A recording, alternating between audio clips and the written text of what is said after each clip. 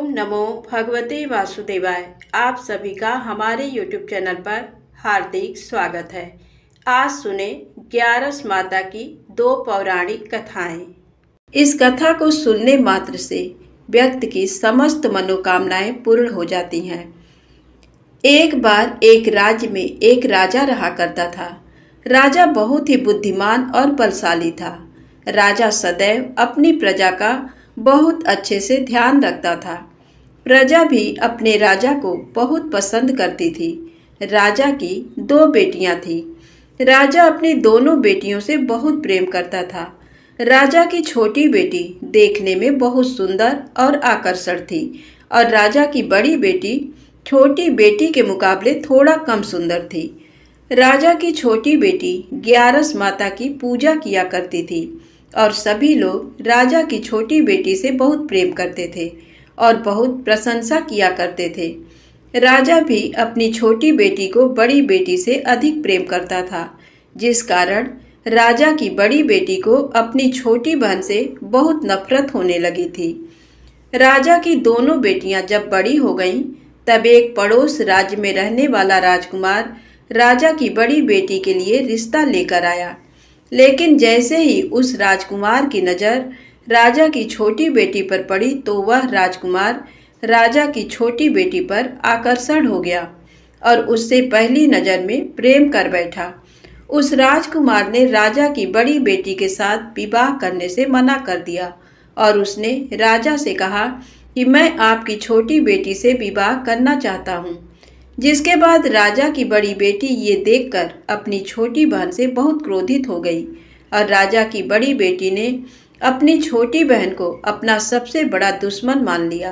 राजा की बड़ी बेटी ने अपनी छोटी बहन से बदला लेने का निर्णय लिया, जिसके लिए उसने अपनी छोटी बहन को जान से मारने का प्लान बनाया।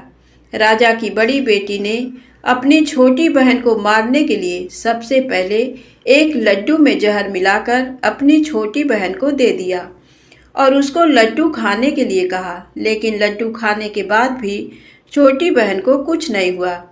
बड़ी बहन ये देखकर बहुत आश्चर्यचकित हो गई, लेकिन बड़ी बहन ने हार नहीं मानी और उसने जब रात में छोटी बहन अपने कमरे में सो रही थी, तब एक मटके में सांप रखकर उसे कमरे में छोड़ दिया। लेकिन सांप भी छोटी बहन का कुछ नहीं कर पाया। जिसके बाद बड़ी बहन ने अपनी छोटी बहन से कहा कि चलो हम लोग कुएं में से पानी भरकर लाते हैं। जिसके लिए वह अपनी छोटी बहन को पानी भरने के बहाने कुएं के पास ले गई और उसने अपनी छोटी बहन को कुएं में धक्का दे दिया। लेकिन छोटी बहन को तब भी कुछ नहीं हुआ, क्योंकि हर बार 11 माता उसकी रक्षा कर रही थी और उधर बड़ी बहन अपने सारे प्रयासों के बाद असफल हो रही थी, जिससे वह बहुत क्रोधित होती जा रही थी। फिर उसने अपनी छोटी बहन के पास जाकर उससे खुद ही पूछा कि मेरी छोटी बहन, तुमको पता है भगवान ने सबकी मृत्यु एक निश्चित समय पर लिखी हुई है और कैसे तुम्हारी मृत्यु होगी, क्या ये तुम जानती हो? तब छोटी बहन ने अपनी बड़ी बहन को बताया कि हाँ, मैं तो जानती हूँ मेरी मृत्यु कैसे होगी। छोटी बहन से ये सुनकर बड़ी बहन मन ही मन बहुत प्रसन्न होने लगी और उसने अपनी छोटी बहन से कहा कि तो मुझे अपनी मृत्यु का राज बताओ। छोटी बहन ने अपनी बड़ी बहन से कहा कि मेरी मृत्यु तो एक तोते में है। जो तोते के गले में एक हार है, उससे मेरी मृत्यु होगी। जब तक कोई भी व्यक्ति तोते को मारकर वह हार अपने गले में पहनेगा तो मैं मूर्छित हो जाऊंगी और जैसे ही उस हार को अपने गले से उतारेगा तो मैं वापस से जीवित हो जाऊंगी। अपनी छोटी बहन की मृत्यु का राज जानकर बड़ी बहन बहुत ही खुश हो गई और उसने अपनी छोटी बहन को मारने के लिए उसके पालतू तोते को ढूंढना शुरू कर दिया और छोटी बहन को इस बात का आभास हो गया था कि कोई उसकी जान लेना चाहता है, जिसके लिए वह अपने पिताजी के पास गई और उसने अपने पिताजी से कहा कि पिताजी, मेरी मृत्यु के बाद आप मुझे जलाइएगा मत, बल्कि आप मुझे अपनी पुरानी वाली हवेली में एक पलंग में लिटाकर छोड़ दीजिएगा।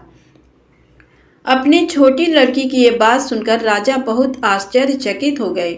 राजा ने अपनी छोटी बेटी से पूछा, बेटी तुम ये क्या कह रही हो? तब राजा की छोटी बेटी ने बताया, पिताजी समय किसी के लिए नहीं रुका है, कब क्या हो जाए किसी को कुछ पता नहीं है। और फिर राजा ने अपनी छोटी बेटी से कहा कि तुम ऐसी बातें क्यों कर रही हो? 2-3 दिन में तो तुम्हारा विवाह है।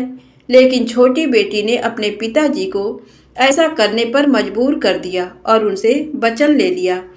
राजा ने भी अपनी छोटी बेटी की बात स्वीकार कर ली और 2-3 दिनों के बाद जब शादी का समय आया तब राजकुमार बारात लेकर राजा के घर आया और राजकुमार और राजा की छोटी बेटी का विवाह शुरू हो गया।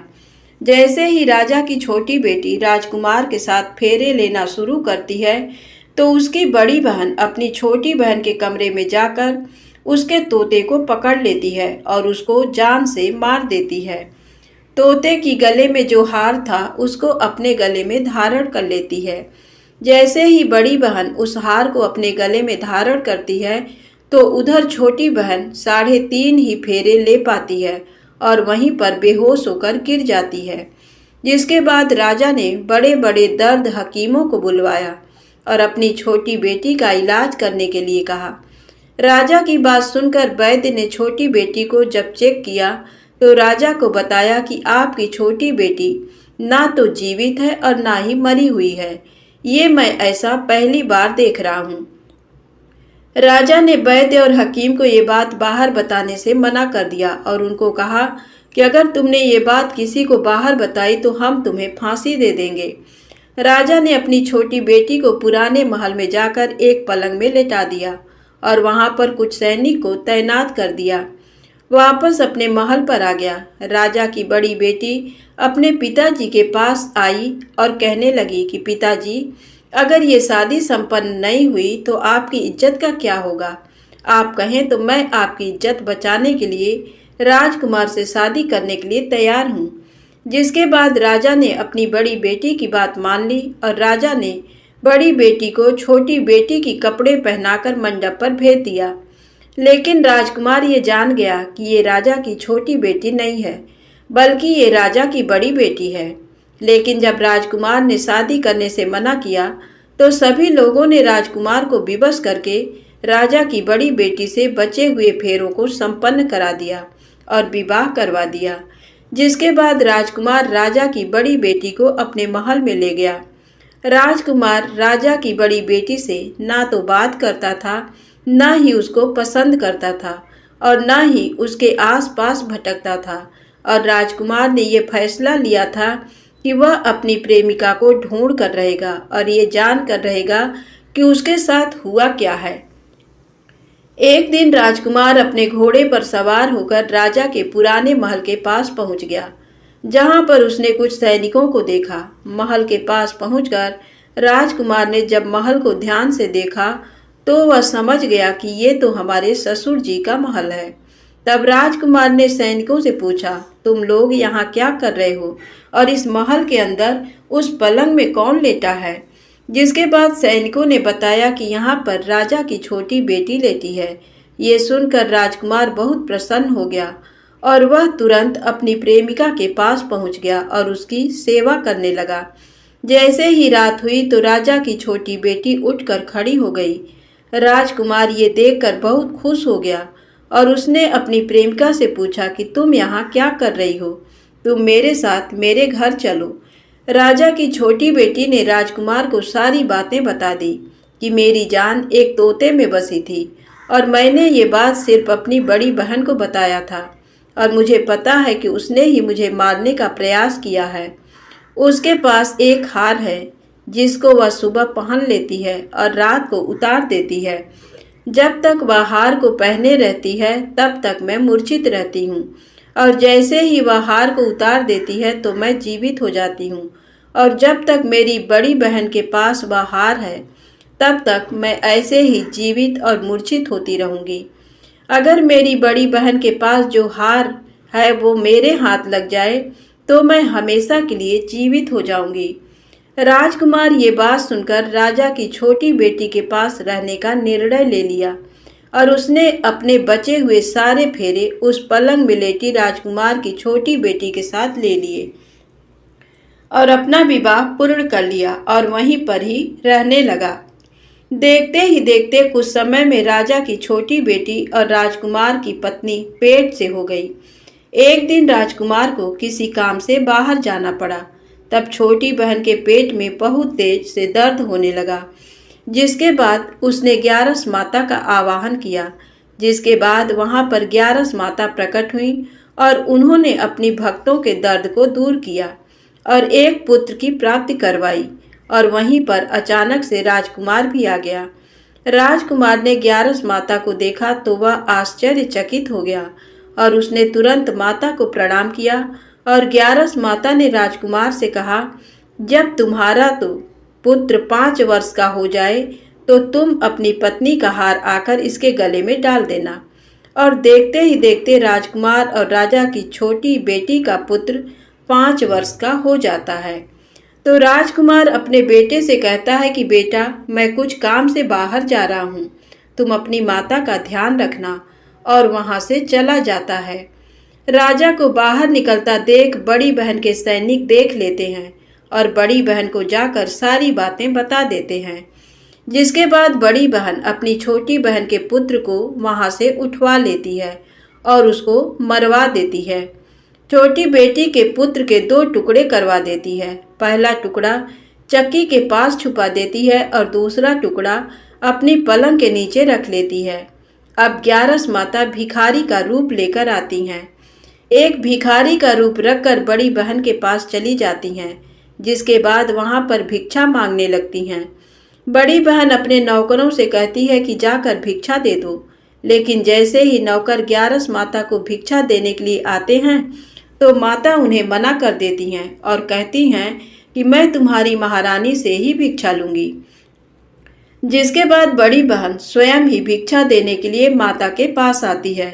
तब माता एक बिल्ली का रूप लेकर उसके कमरे में चली जाती हैं और वहां पर छोटी बेटी के पुत्र के 2 टुकड़े को आपस में जोड़ देती हैं और उसे जीवित कर देती हैं।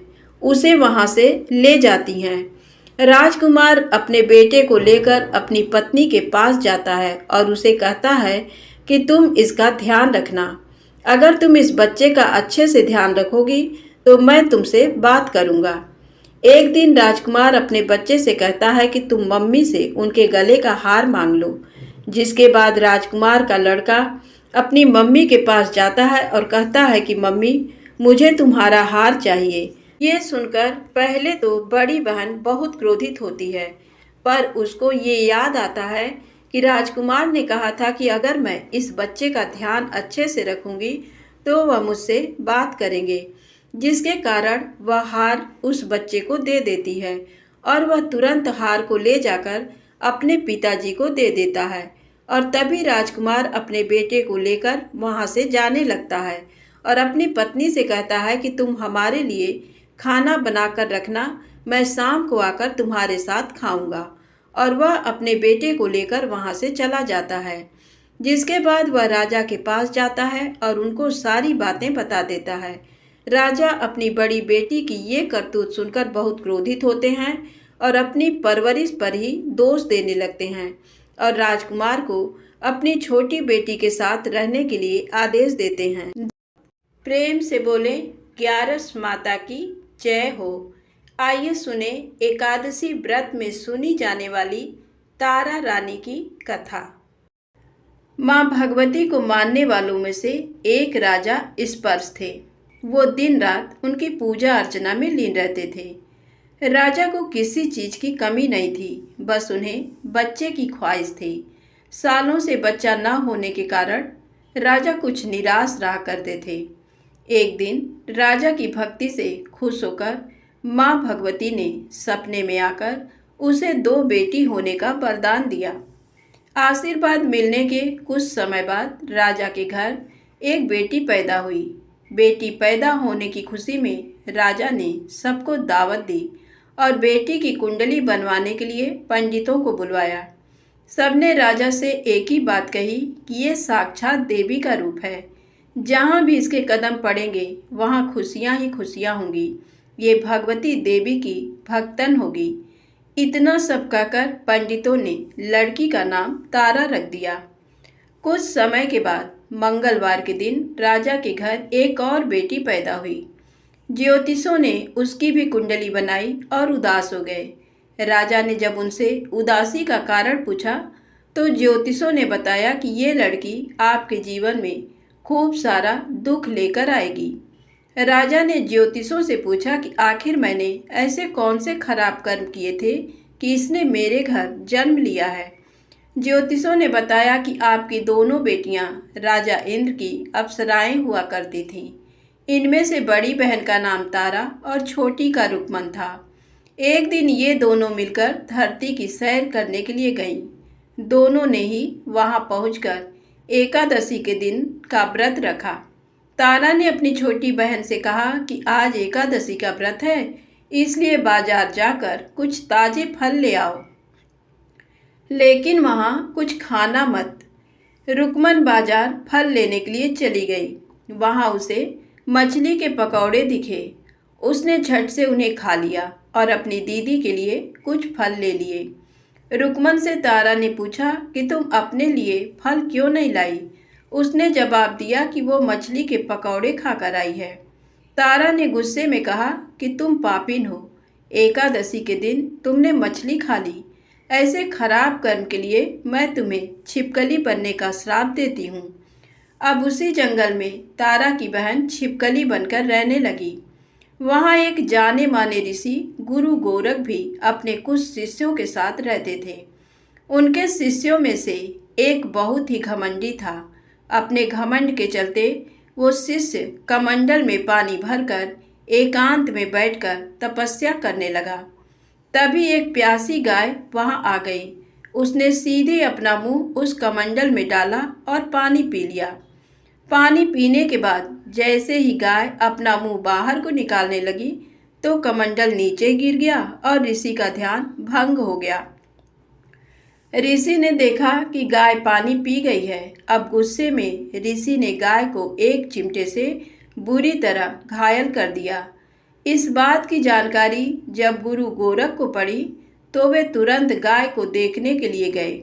जैसे ही उन्होंने गाय की हालत देखी वैसे ही अपने उस घमंडी शिष्य को आश्रम से बाहर निकाल दिया। कुछ दिनों के बाद गौ माता पर किए गए उस अत्याचार से होने वाले पाप को कम करने के लिए उन्होंने एक यज्ञ करवाया। इस यज्ञ के बारे में गाय को चिमटे से मारने वाले घमंडी शिष्य को भी पता चला। वो सीधे पक्षी का रूप धारण करके यज्ञ स्थल पर गया और भोजन में अपनी चोंच से मरा हुआ सांप डाल दिया। किसी को इस बात की खबर नहीं हुई। ये सब होते हुए तारा से श्राप मिलने वाली छिपकली रुक्मन देख रही थी। उसके मन में हुआ कि इसे खाकर सारे लोग मर जाएंगे। सबकी जान बचाने के लिए छिपकली बनी रुक्मन सभी लोगों के सामने भोजन पर गिर गई। लोगों ने छिपकली को खूब कोसा और बर्तन को खाली करने लगे। उसी वक्त भंडारा करने वालों को खाने में मरा हुआ सांप भी दिखा। तब कहीं जाकर सबको समझ आया कि छिपकली सबकी जान बचाने के लिए जानबूझकर भोजन में गिरी। एक छिपकली होने के बावजूद भी इतने अच्छे विचार होने की वजह से यज्ञ में मौजूद सारे महत्वपूर्ण लोगों ने कहा कि हमें इस छिपकली की मुक्ति के लिए प्रार्थना करनी चाहिए। पंडित ने आगे बताया कि सबकी प्रार्थना से ही वो छिपकली तीसरे जन्म में आप जैसे प्रतापी राजा के घर बेटी के रूप में पैदा हुई है। वहीं तारा ने दूसरे जन्म तारामती के रूप में लिया और अयोध्या के राजा हरिश्चंद्र से शादी की। इतनी सब बातें कहने के बाद पंडितों ने राजा स्पर्श को रुक्मन को मारने की सलाह दी। इस बात पर राजा बोले, मैं किसी बेटी को कैसे मार सकता हूँ, ऐसा करना पाप होगा। फिर ज्योतिषों ने कहा कि एक संदूक में सोना चांदी लगवाकर उसके अंदर लड़की को रख देना और संदूक को पानी में बहा देना। उसमें लगा हुआ सोना चांदी देखकर लोग नदी से संदूक जरूर निकालेंगे और लड़की की जान बच जाएगी। राजा ने ज्योतिषों ने जैसा बताया ठीक वैसा ही किया। नदी में सोना चांदी जड़ा हुआ संदूक देखकर काशी के पास ही एक भंगी ने उसे बाहर निकाल लिया। उसके कोई बच्चे नहीं थे, इसलिए उसने संदूक के अंदर की लड़की को पालने का फैसला लिया। उसे भंगी व उसकी पत्नी ने खूब प्यार से पाला और रुक्को नाम रख दिया। बड़ी होते ही दोनों ने रुक्को की शादी करवा दी। रुक्को की सासू माँ तारामती और राजा हरिश्चंद्र के महल में साफ सफाई करने का काम किया करते थे। कुछ दिनों के बाद रुक्को की सासू माँ बीमार हो गई। उनकी जगह रुक्को वहाँ काम करने लगी। तारामती ने उसे देखा और पुराने जन्म के पुण्य के कारण पहचान लिया और उसे कहा कि तुम मेरे साथ बैठ जाओ। रुक्को ने बोला कि मैं तो भंगिन हूँ, इसलिए आपके पास नहीं बैठ सकती। तब तारामती ने उसे बताया कि तुम पूर्व जन्म में मेरी ही बहन थी। तुमने एकादशी के व्रत के दिन मछली खा ली थी और मैंने तुम्हें दंड देते हुए छिपकली बना दिया। अब तुम्हें दोबारा मनुष्य जन्म मिला है, तो इस जन्म में माँ वैष्णो की पूजा करके पुण्य कमा लो। माँ की पूजा से तुम्हारी सारी इच्छाएं भी पूरी होंगी। तारामती की इस बात को सुनने के बाद रुक्को माँ वैष्णो से एक बेटे के लिए प्रार्थना करती है और कहती है कि अगर उसकी मनोकामना पूरी हुई तो वो अपने घर में माँ वैष्णो देवी का पूजन और जागरण कराएगी। माँ वैष्णो देवी उसकी प्रार्थना सुन लेती हैं और उसे बेटा होता है। पुत्र की प्राप्ति के बाद रुक्को उसकी देखभाल और प्यार दुलार में माँ वैष्णो देवी की पूजा करना भूल जाती है।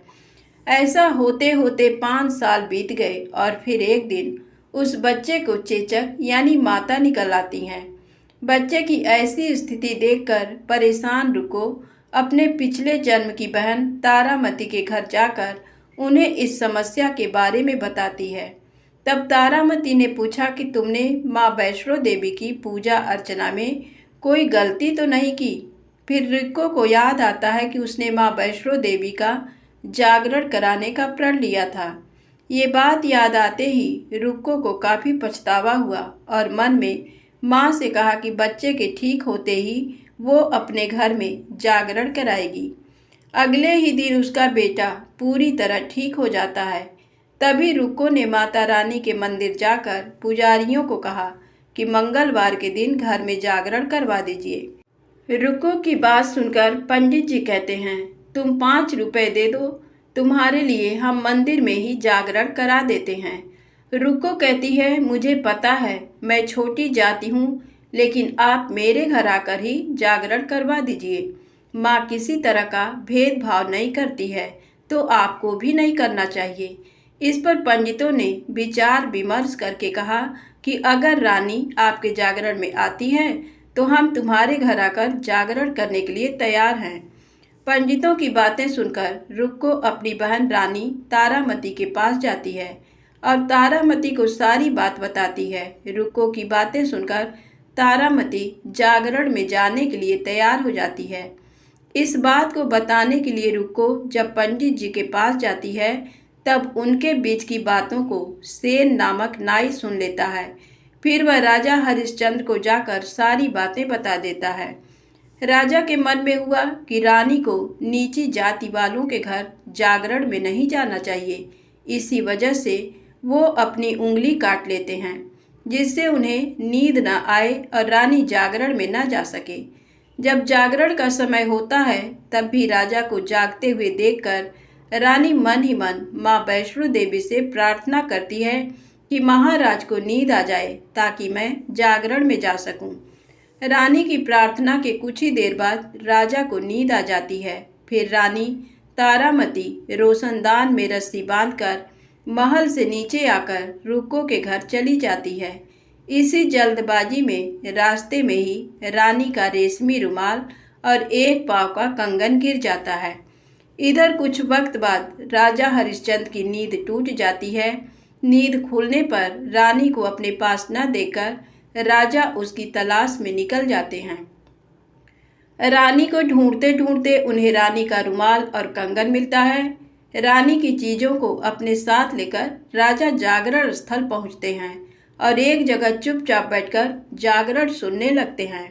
माँ वैष्णो देवी के जयकारे के साथ जागरण खत्म होता है और सभी को प्रसाद दिया जाता है। तब रानी अपने हिस्से के प्रसाद को झोली में डाल लेती है रानी के ऐसा करने पर लोग उनसे पूछते हैं कि वो प्रसाद क्यों नहीं खा रही हैं। अगर आप प्रसाद का सेवन नहीं करती हैं तो जागरण में आए लोग भी प्रसाद नहीं खाएंगे। तब रानी बोलती है कि वह प्रसाद राजा के लिए था, अब आप मुझे प्रसाद दीजिए। फिर अपने लिए प्रसाद लेकर रानी सबके सामने उसे खा लेती है। रानी के प्रसाद खाते ही जागरण में मौजूद सभी भक्तों ने भी प्रसाद खाया। इसके बाद रानी महल के लिए निकल जाती है। तभी रास्ते में ही राजा उन्हें रोककर पूछते हैं कि तुमने नीच जाति के घर प्रसाद खाकर खुद को अपवित्र कर लिया है। तुमने मेरे लिए भी प्रसाद रखा है, अब तुम उससे मुझे भी अपवित्र करना चाहती हो। अब मैं तुम्हें अपने महल नहीं लेकर जा सकता। ये बोलते हुए जब राजा रानी की झोली को देखता है तब उन्हें प्रसाद की जगह गुलाब, चंपा जैसे अनेक फूल और कच्चा चावल व सुपारियां नजर दिखती हैं।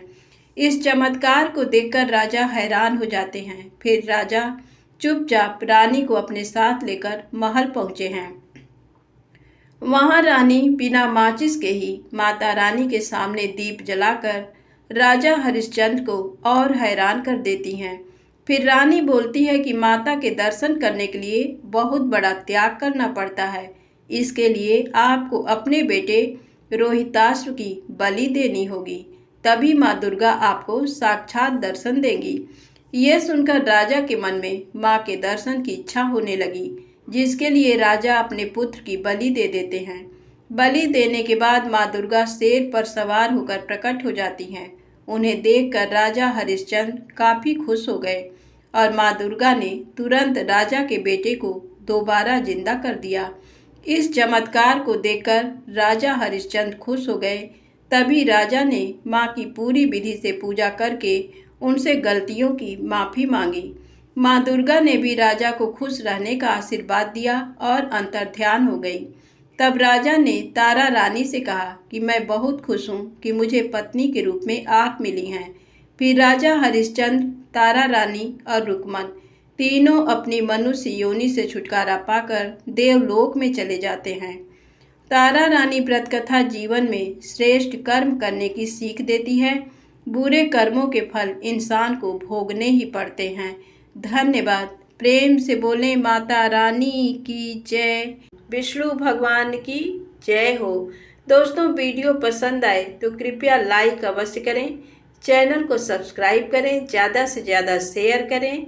जय माता दी, जय भोले।